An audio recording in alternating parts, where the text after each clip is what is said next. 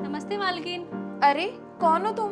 मालकिन, आपने वॉचमैन को कहा था ना कि आपको नौकरानी की जरूरत है, इसलिए मैं आई थी। हाँ हाँ, मैंने कहा था वॉचमैन से। अच्छा, ये क्या तुम्हारी बेटी है?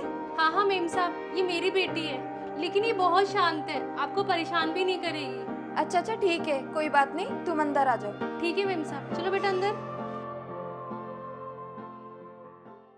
अच्छा, एक काम करो, तुम लोग यहाँ बैठो, मैं तुम्हारे लिए चाय बना के लाती हूँ।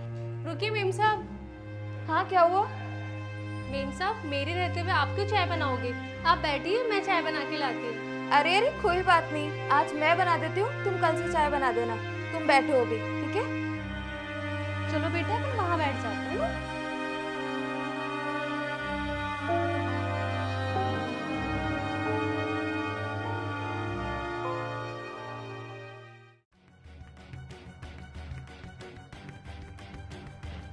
अरे, तुम लोग नीचे क्यों बैठे हो? ऊपर सोफे पर बैठो ना। सोफे पे? नहीं नहीं मेम साहब, मैं यहीं ठीक हूँ। और वैसे भी हम सोफे पे कैसे बैठ सकते हैं मेम साहब? अरे वैसे ही जैसे हम लोग बैठते हैं। और सोफा किस लिए होता है?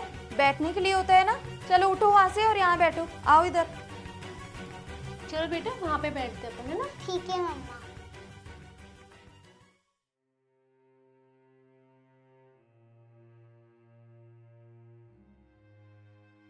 ये लो बेटा, तुम बिस्किट खाओ। ये लो, तुम तुम्हारी चाय पियो। जी मेम साहब, इसमें दे दीजिए।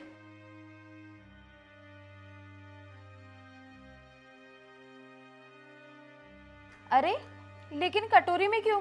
इस कप में पियो ना चाय। नहीं नहीं मेम साहब, हम नौकर इस कप में थोड़ी चाय पी सकते हैं। अरे लेकिन ऐसा क्यों? वो क्या है ना मेम साहब, जहाँ मैं पहले काम करती थी, उनके वहाँ मैंने गलती से उनके कप में चाय पी ली, तो उन्होंने मुझे बहुत डांटा था और उन्होंने मुझे बहुत खरी खोटी सुनाई और कप को कचरे में डाल दिया। और उन्होंने कहा मुझे कि अगर तुम्हें चाय पीना है तो अपने घर से कटोरी या कप लेकर आया करो। और तब से मैं कटोरी साथ में रखती हूँ। अरे ये कौन सी बात हुई? कप में चाय पीने से किसी को क्या प्रॉब्लम हो सकती है? वो क्या है ना मेम साहब, हम लोग गरीब हैं ना, फटी पुरानी कपड़े पहनते हैं, झोपड़ी में रहते हैं। अगर मेम साहब हम भी इस कप में चाय पियेंगे तो आपका कप भी तो गंदा हो जाएगा ना। इसलिए मालकिन, मुझे इस कटोरी पे दे दीजिए, इससे आपका कप गंदा भी नहीं होगा। अरे नहीं नहीं, मैं ऐसा बिल्कुल भी नहीं सोचती। ये लो कप और इसमें चाय पी लो। जी मेम साहब।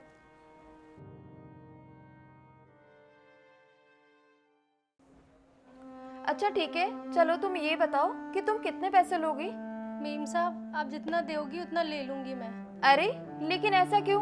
काम तो तुम करोगे ना, तो पैसे भी तो तुम ही बताओगी। मेम साहब, आप मुझे 1000 रुपये भी देंगी ना तो मैं घर का सारा काम कर लूँगी, क्योंकि मेम साहब पहली बार मुझे किसी के घर में इतनी इज्जत मिली है। मेम साहब, आपने अपने हाथों से मुझे चाय बना के पिलाया और मुझे यहाँ पे सोफे पे बिठाया और आपने मुझसे इतनी प्यार से बात की। आप मुझे कुछ भी देंगी पैसे, वो मेरे लिए लाख रुपए के बराबर होगा। अच्छा अच्छा ठीक है, चलो ये बताओ, तुम्हारी ये बेटी स्कूल जाती है नहीं जाती? नहीं नहीं मेम साहब, मेरी इतनी अच्छी कमाई कहाँ है जो मैं अपनी बेटी को स्कूल भेज सकूं। और मेम साहब, इसके पापा की तबीयत भी बहुत ज़्यादा ख़राब रहती है और मैं जितना कमाती हूँ घर खर्च में ही ख़त्म हो जाता है और उनकी दवाइयों में भी लग जाता है, 1 रुपये भी नहीं बचते। तो आप ही बताइए, इसको मैं कैसे पढ़ाऊँ?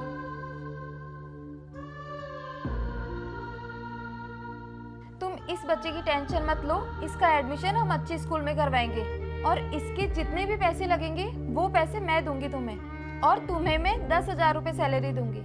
नहीं नहीं मेम साहब, 10,000 रुपये, ये तो बहुत ज़्यादा है।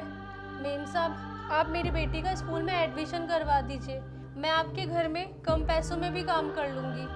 अरे नहीं नहीं, मैं तुम्हें 10,000 रुपये दूंगी, क्योंकि मुझे पता है घर में और भी कई खर्चे होते हैं। तुम तो बस मन लगा के काम करते रहना, और तुम्हें किसी भी चीज़ की ज़रूरत हो तो मुझे बोलना, और कल सुबह से ही तुम काम पे आ जाना। मुझे ये समझ में नहीं आ रहा मेम साहब, आपका धन्यवाद मैं किन शब्दों में करूं। आप तो मेरे लिए भगवान का रूप हो मेम साहब। और आज मैंने देखा, आज मुझे पता चला कि सारे लोग एक जैसे नहीं होते मेम साहब। ठीक है मेम साहब, अब मैं चलती हूँ घर, कल मैं टाइम से आ जाऊँगी। चलो बेटा, चले घर अब।